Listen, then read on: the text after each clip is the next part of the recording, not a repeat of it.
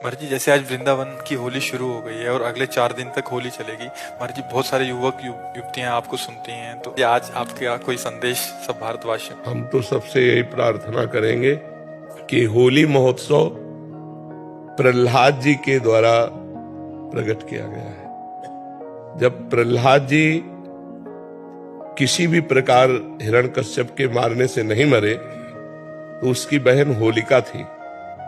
वो हिरण्यकश्यप को उदास देखा, उसने कहा भैया उदास क्यों हो? तो उनका ये प्रहलाद मर नहीं रहा, उनका आज मर जाएगा।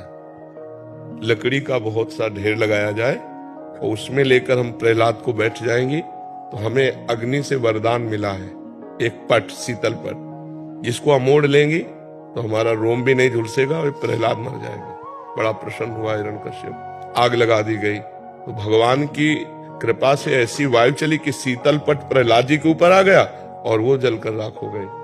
तो जितने प्रहलाद पक्ष के थे सुबह वहां जब गए तो देखा प्रहलाद जी बैठे हुए, बड़े आनंदित थे। ढोल मंजीरा कीर्तन से होली की पूजा की और आपस में गुलाल रंग लगाकर खेल रहे, नाम कीर्तन कर रहे, पद गा रहे कि प्रहलाद जी भगवान की भक्ति से बच गए। तो ये उत्सव मनाया जा रहा है। ये लोग जो शराब पीते हैं, गंदे हरकतें करते हैं, एक दूसरे के चेहरे पर कालिक पोतते हैं, नालियों में ये हिरण्यकश्यप पक्ष के हैं। अब वो भी तो उत्सव बनावे, कैसे बनावे? तो वो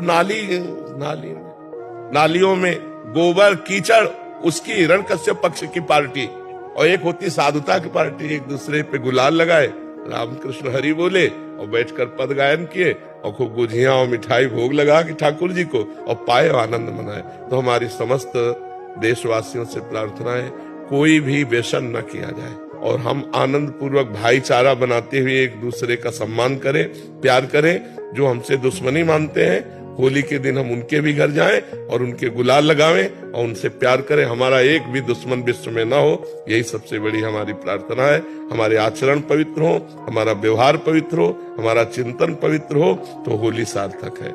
सबसे पहली बात है कि शराब न पिए, जो शराब पीते हैं होली उत्सव में स्वाहा कर दें। और दूसरी खास बात है मांस न खाएं, क्योंकि आप भले जीव हत्या नहीं करते लेकिन आप हिस्सेदार हुए, क्योंकि आप खरीद के लाते हो और खाते हो तो आप हिंसक ही माने जाओगे।